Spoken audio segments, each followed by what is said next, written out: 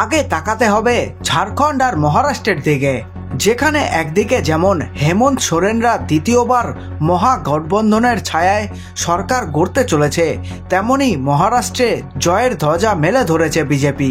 এর মধ্যে যে দুটি বিষয় উল্লেখযোগ্য তা হলো হেমন্ত সোরেনের মুখ্যমন্ত্রী মাইয়া সম্মান যোজনা আর শিন্ডের লাডলি বেহানা যোজনা।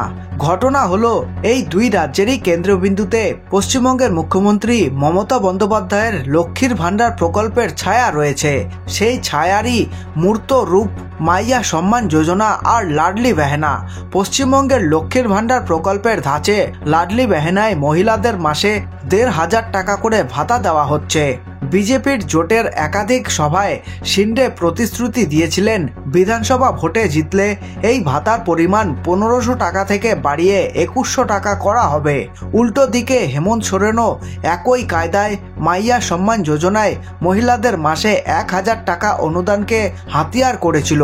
মমতার মতো তিনিও মোদী সরকারের বিরুদ্ধে কেন্দ্রীয় বঞ্চনা, রাজ্যের পাওনা আটকে রাখার অভিযোগ তুলেছিলেন। ঝাড়খণ্ডের মুখ্যমন্ত্রীর মাইয়া সম্মান যোজনায় মহিলাদের দেওয়া অর্থের পরিমাণ মাসে ২৫০০ টাকা করার প্রস্তুতি নেওয়া আগেই শুরু হয়েছিল। ছটে চতুর্থ কিস্তির ১,০০০ টাকা পেয়েই গিয়েছিলেন মহিলারা। ভোট পর্ব মিটতেই এবার কথা মতো এবার পঞ্চম কিস্তির ২৫০০ টাকা পাবেন তারা। পরিসংখ্যান বলছে ৫৩ লক্ষেরও বেশি মহিলা এতে উপকৃত হবেন। মোদ্দা কথা এই যে আগডুম বাগডুম যাই কিছুই হোক, খানিকটা মমতার পথ পানে চেয়েই যে মহারাষ্ট্র ঝাড়খণ্ডে জয়ের রাস্তা মসৃণ করেছে শিন্ডে ও হেমন্ত সোরেনরা, তা বলার অপেক্ষা রাখে না। পশ্চিমবঙ্গে লক্ষ্মীর ভাণ্ডার প্রকল্প যখন প্রথম শুরু হয়েছিল তখন সাধারণ ক্যাটাগরির মহিলাদের প্রতি মাসে ৫০০ টাকা দেওয়া হতো, আর তফসিলি জাতি উপজাতি মহিলারা ১,০০০ টাকা করে পেতেন। এবার সময়ের সাথে সাথে স্কিমটি আরও জনপ্রিয় হয়ে ওঠে এবং আর্থিক সাহায্যের পরিমাণ বৃদ্ধি পায়। এখন সাধারণ শ্রেণীর মহিলারা মাসে ১,০০০ টাকা পান, আর যারা সংরক্ষিত বিভাগ থেকে আসেন তারা পান ১২০০ টাকা।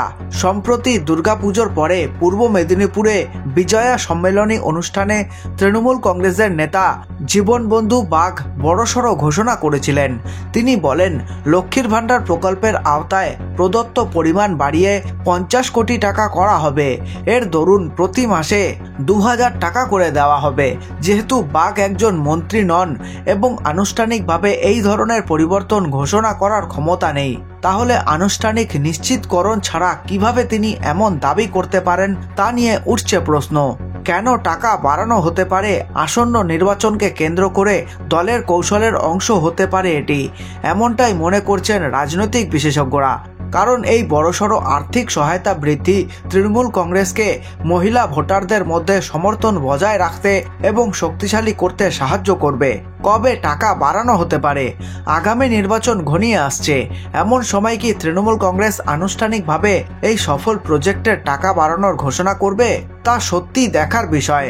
অনুদান বাড়ানোর বিষয়ে এখনো কোনো আনুষ্ঠানিক ঘোষণা করা না হলেও এরই মধ্যে চারপাশের আলোচনা নজর কাড়ছে। এই খবরটি ভালো লেগে থাকলে লাইক করতে পারেন এবং আপনাদের মূল্যবান সময় দেওয়ার জন্য ধন্যবাদ।